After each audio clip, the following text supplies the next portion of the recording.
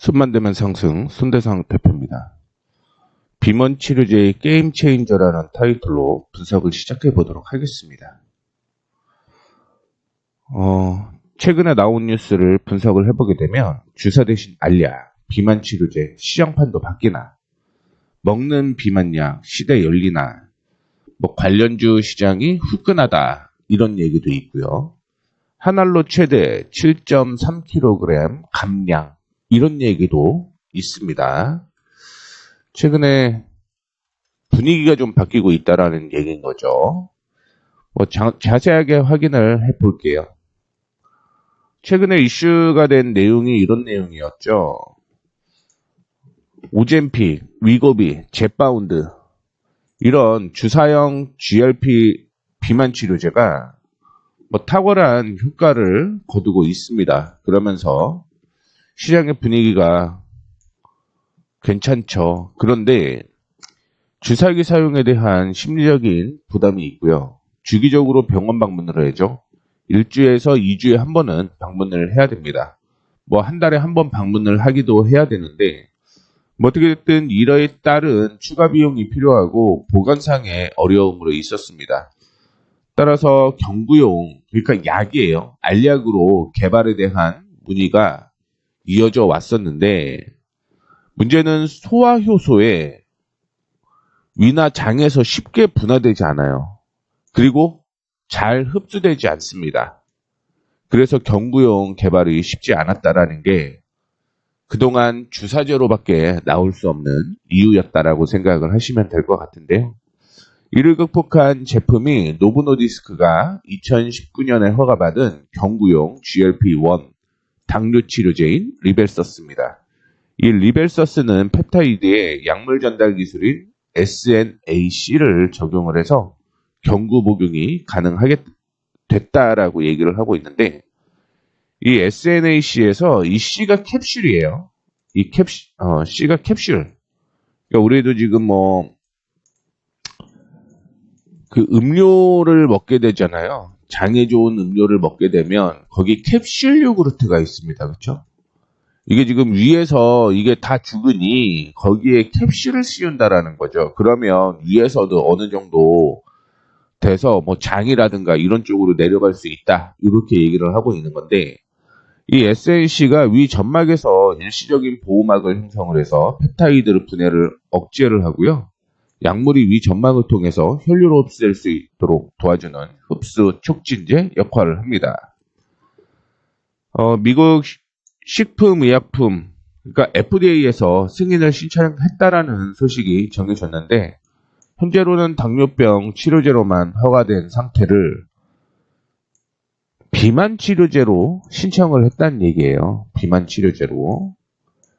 근데 원래 다른 치료제가 있었어요. 다른 치료제가 있었는데 목표를 25% 체중 감량을 목표로 개발을 했는데 이게 16%밖에 나오지 않았습니다. 그래서 노보노디스크라는 주가가 급락이 나오는 그런 모습을 보여주었는데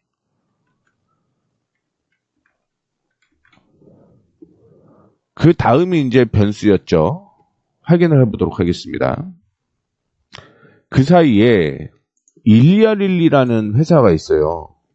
여기에서는 자사의 GLP-1 경구 치료제를 만들었는데 오포클리포론이라는 제품이라고 보시면 됩니다.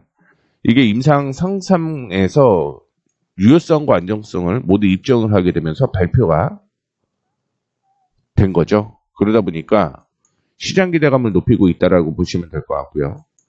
만약에 이 오포글리포렌 프론을 FDA에서 승인을 하게 되면 첫 번째 경구용 치료제가 된다라고 생각을 하시면 될 것 같습니다. 그래서 노보노디스크가 원래는 거의 비만 치료제의 1인자였어요. 근데 미국의 일리아릴리가 그거를 치고 들어가고 있다라고 생각을 하시면 될 것 같고요. 주가 역시 일리아릴리가 엄청난 폭등을 했다라는 것 참고를 해주시면 좋을 것 같습니다. 그 외에 회사는 로쉬라는 회사가 있고요. 2023년 말 27억 달러의 카모 테라피틱스라는 회사를 인수를 했죠. 그러면서 GLP-1 치료제인 CT996을 개발하고 있고 지난해 긍정적인 임상의 일상 결과를 확인을 했고요. MSD도 역시 지난해 12월 한소제약으로부터 후보 물질을 도입을 했습니다. 전임상 단계, 그러니까 임상하기 전인데도 불구하고 거의 3조 베팅을 했죠. 바이킹 테라피틱스라는 회사도 있습니다. 이 회사는 계속 적자였던 회사예요. 계속 적자였던 회사였는데 이 경구용 GLP-1, GIP 수용체를 임상 이상을 진행을 하게 되면서 작년에 대박이 났었죠. 그래서 임상 이상의 하반기에 결과가 발표가 예정되어 있고요. 이 결과가 나온다라고 한다면 바이킹 테라피틱스 역시 임상 3상을 진행을 하게 되면서 엄청난 주가 상승이 예상이 된다라고 생각을 하시면 될 것 같습니다. 현재 일상에서는요, 28일간의 다회증량 시험에서 최대 5.3% 체중 감소를 확인했다라고 보시면 될 것 같고요. 그 외에는 조금 문제가 좀 있었어요. 문제가 있었다라고 하는 게 화이자가 임상 3상을 중단을 했습니다. 임상 3상 시험에 참가한 환자가 간손생 사례가 나타나게 되면서 중단을 했고요. 암젠이라는 회사도 역시 FDA로부터 임상 보류 조치를 받으면서 개발을 중단을 했습니다. 원인은 공식적으로 밝혀지지 않았습니다. 자, 그러면 국내 경구용 비만 치료제를 만드는 회사들을 빠르게 확인을 해봐야 되겠죠. 지금 앞으로 제가 4개를 말씀을 해드릴 건데 이 4개는 임상이 들어간 회사고요. 그 다음에 6개 정도의 회사를 말씀을 드릴 건데요. 그건 임상 전이에요. 그리고 마지막으로 코넥스와 관련된 회사를 정리를 한 번에 싹 해드릴게요. 지금 국내 쪽으로 비만 치료제 개발에 가장 앞선 기업은 D&D 파마텍입니다. 쭉 보시게 되면 2023년 3월 글로벌 제약사 메세라와 기술 이전 계약을 체결을 했고요. 현재 미국에서 임상 1상을 진행 중에 있습니다. 그러면서 임상 2상 시험에서 지금 12주차 투약을 완료한 상태다라고 얘기를 하고 있는데 임상 1상이 어느 정도 결과가 나왔기 때문에 임상 2상을 진행을 하고 있는 거고요. 신약 후보 물질은 임상 시험 단계에서 제출을 앞두고 있다. 이렇게 생각을 하시면 될 것 같고요. 참고로 D&D 파마텍은요. 실적이 안 나옵니다. 실적이 없어요. 근데 주가는 사상 최대의 실적을 이어가고 있다라고 보시면 될 것 같은데요. 보시다시피 상장이 2024년에 됐어요. 상장이 2024년에 됐고 주가가 상장 초기에는 뭐 주가가 당연히 약세를 이어갈 수밖에 없죠. 그 이후 임상에 대한 이슈가 나오게 되면서 지난 금요일 4월 25일 사상 최대의 실적을 기록을 했다라고 보시면 될 것 같고요. 실적 말씀드렸던 대로 없습니다. 적자가 작년에 이어지는 모습이었고요. 그런데 올해는 분위기가 좀 많이 달라졌다라는 거 참고해 주시면 좋을 것 같습니다. 자, 두 번째는 일동제약이 자회사 유노비아를 통해서 경구치료제를 국내에서 임상을 하고 있는 거예요. 근데 일동제약 역시 차트상으로 보게 되면 주가가 굉장히 바닥입니다. 일동제약. 주가 굉장히 바닥이죠. 박스권으로 이어지고 있는 상황이라고 생각을 하시면 될 것 같고요. 이 임상치료제의 결과가 어떻게 나오냐에 따라서 저는 19,000원까지는 무난히 올라갈 가능성이 높다. 이렇게 생각을 하고 있습니다. 앞서 말씀드렸던 것처럼 실적은 나오지 않는다라는 거 참고를 해주시면 좋을 것 같고요. 단기순이익 기준으로 보게 되면 5년 연속 적자가 지속이 되고 있다. 이렇게 보시면 될 것 같습니다. 다음으로 LG화학입니다. 지난해 1월 거의 4,378억으로 리디움 파마시티컬의 기술 수출을 했습니다. 제품은 포만감, 신호유전자 작용제고요. 지난해 7월에 임상 2상을 진행을 했고요. 그 결과 데이터를 받아보기 위해서 대기 중에 있습니다. 특정 비만층을 타겟으로 희귀 비만증인 사상하부 비만증을 적응증으로 개발 중이라고 얘기를 하는데, 이거는 이제 전체적인 사항이라고 보시면 될 것 같고요. 이거는 특정 제품이라고 보시면 됩니다. 특정 제품. 참고로 LG화학의 경우는 LG엔솔의 모회사잖아요. 그래서 2차 전지와 함께 일반 화학 쪽의 이슈가 굉장히 강해요. 그러다 보니 바이오 쪽, 제약 쪽은 상대적으로 차트에 포함이 되는 모습이 없기 때문에 그냥 이런 이슈가 있구나 정도만 체크를 좀 해주시면 될 것 같고요. 그 외에 동아ST가 있습니다. 자회사를 통해서 임상 1상을 진행을 하고 있다라고 생각을 하시면 될 것 같고요. 포만감과 함께 갈색지방 활성화를 통한 체중 감량까지 효과를 볼 수 있는 구조고요. 부작용은 보고되지 않았습니다. 그리고 중도 포기 환자들이 있는데 이 환자를 대상으로 추가 임상을 계획 중이다라고 얘기를 하고 있습니다. 동아ST도 주가는 나쁘지는 않은데 문제는 실적이에요. 2023년에 실적이 엄청 안 좋아졌어요. 그러면서 주가가 하락을 하는 모습이었고 2024년에 실적이 기대가 좀 있었나 봅니다. 그런데 결국 2024년도 실적이 적자가 지속이 되게 되면서 주가가 하락이 되는 모습이었는데 문제는 2025년도 적자가 예상이 되고 있습니다. 그래서 2020년부터 시작을 해서 주가가 엄청나게 실적을 통해서 올라가는 모습이었는데 실적 성장이 이루어지지 않았다라는 거죠. 그러면서 2024년에는 적자를 기록을 하고 2025년과 2026년에도 영업이익이 적자가 예상이 되고 있는 만큼 주가가 그렇게 힘을 못 쓴다라고 생각을 하시면 될 것 같은데 만약에 미국 자회사에 대한 이슈 때문에 부각이 된다라고 한다면 적어도 제 예상으로는 16,000원대까지는 상승 여력이 있다라고 생각을 하시면 될 것 같습니다. 단점 하나가 있어요. 거래량이 엄청 없죠. 이 점도 체크를 좀 해주시면 좋을 것 같습니다. 자, 여기까지는 임상 시험이 진행이 되고 있는 회사들이고요. 그 다음에부터 실적이 없는 기업들이에요. 그러니까 임상이 진행이 되지 않았던 기업이라고 생각을 하시면 될 것 같습니다. 이 종목들 중에서 빠르게 또 말씀을 좀 해드릴게요. 인벤티질의 베링거 인겔하임과 비만 치료제를 공동 개발하고 있고요. 7일간 지속되는 비만약을 개발을 했어요. 참고로 약을 개발하기보다는 기술을 개발을 했고요. 이 기술을 적용하면 노보노디스크 1112보다 흡수율이 70배 높일 수 있다라고 얘기를 하면서 최근에 거의 2배 정도 상승을 한 모습을 보여주고 있는데 인벤티지랩은 조정을 받아 주는 반면에 최대주주 큐라티스는 이틀 연속 상한가를 기록을 하게 되면서 환기 종목이에요. 그래서 색깔을 이렇게 좀 구분을 했다라고 생각을 하시면 될 것 같고요. DXVX는 수용체 작용제를 개발 중인데 현재까지 3가지 후보 물질에 대한 특허를 치러냈습니다. 전임상 결과 발표와 함께 조기 기술 이전을 추진할 계획이라고 생각을 하시면 될 것 같은데 관리 종목입니다. 관리 종목인데 최근에 제가 DXVX 이슈를 확인해 보게 되면 다이소에 건기식 내놓거든요. 6종이 출시가 되었는데 그것 때문에 차트를 봤는데 관리 종목이라서 이거는 참고를 좀 해주시면 좋을 것 같고요.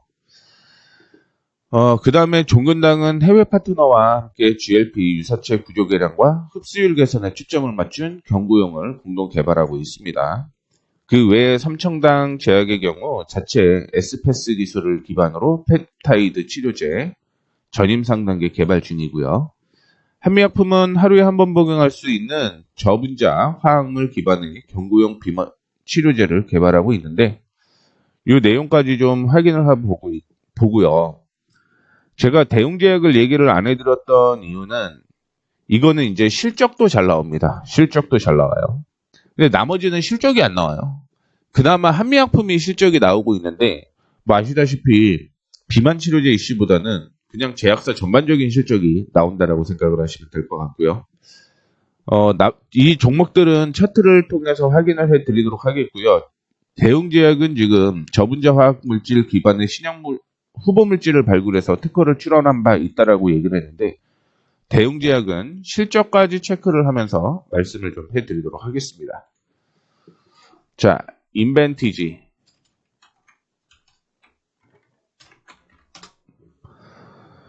주가가 엄청 많이 올라갔어요. 12,000부터 시작을 해서 3만원까지 올라가게 되면서 이전 2023년에 고점, 즉 비만 치료제 이슈로 주가가 상승을 했던 것만큼 올라가면서 지금은 좀 아니라고 생각을 하고 있고요. 만약에 조정을 받고 21,500원 부근에서 반등이 나온다라고 하면 그때는 뭐 소폭 베팅해 볼 만하다라고 볼 수가 있을 것 같은데, 일단은 단기 급등이 나왔기 때문에 절반 정도는 좀 조정을 받아주고 그 다음에 반등이 나와야 될 가능성은 있다라고 생각을 하고 있습니다. 다만 반등이 나온다라고 하더라도 단기적인 관점으로만 접근을 하라는 말씀 드리고 싶고요. 큐라틱스 역시 2연속 상한가를 기록을 하는 모습입니다. 들어가기에는 쉽지는 않아 보이죠. 다만 지금 뭐 큐라틱스도 제가 보기에는 적어도 이슈가 계속 부각이 된다라고 한다면 앞으로 50% 정도는 수익 가능성이 존재를 한다, 이렇게 생각을 하고 있습니다. 앞서 얘기를 해드렸던 DXVX 관리 종목이죠. 패스하도록 하겠고요. 그 다음에 종근당을 보도록 하겠습니다. 종근당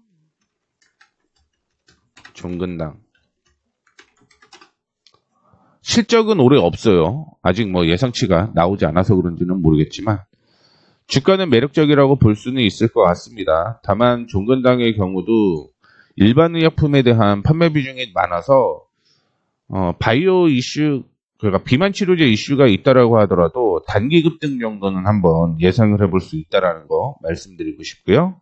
삼천당제약 삼천당제약은 그나마 좀 이슈가 있다라고 볼 수가 있을 것 같습니다. 지지 부근에서 반등이 나온다. 그리고 반등이 나오게 되면 일시적으로 제가 생각하는 건 20만 원대까지의 상승 여력은 볼 수 있겠다라고 언급을 해드릴 수 있을 것 같고요. 한미약품은 실적은 그래도 나오는 종목이다라고 볼 수가 있을 것 같고요. 주가는 뭐 많이 떨어지는 그런 모습이었는데 지금은 박스권 흐름이 이어질 가능성이 높다라는 거 참고를 해주시면 좋을 것 같습니다. 그리고 대웅제약 마지막이죠. 대웅제약 차트 확인해 보게 되면 실적 먼저 확인해 볼게요. 2024년에 뭐 의도하지 않게 당기순이익이 박살이 났죠. 그런데 올해는 사상 최대의 실적이 예상이 된다라는 거 확인을 해볼 수가 있을 것 같고요. 차트를 다시 한번 확인해 보게 되면 주가는 예상치만 간다라고 하더라도 18만 5천 원대까지는 상승 여력이 있다라고 생각을 하고 있습니다. 하락하는 추세를 돌려내면 그때부터 본격적인 랠리가 좀 이어질 가능성이 있다라고 생각을 하고 있고요. 아직까지는 좀 조정을 받아줘야 된다. 그러면 더 좋겠다. 이런 생각을 가지고 있습니다. 그리고 마지막으로 프로젠이라는 회사가 있어요. 참고로 코넥스입니다. 코넥스인데 상장사가 라니 테라피틱스라는 회사가 있습니다. 미국에 있는 회사예요. 경구용 비만 치료제를 공동 개발 중인데 올해 임상 일상을 신청한다. 이렇게 얘기를 하고 있습니다. 최근에 임상을 하려면 돈이 필요하잖아요. 그 돈이 없었어요. 그래서 220억 정도 유상증자를 했는데 지금 유한양행이 최대 주주입니다. 그래서 뭐 SL바이잔, 이수만의 현, 에이토 엔터테인먼트 등이 참여를 했는데 지금 JW 중해제약이 합류했죠. 그럼 만약에 프로젠에 대한 이슈가 나온다라고 한다면 무조건 유한양행 사셔야 되고요.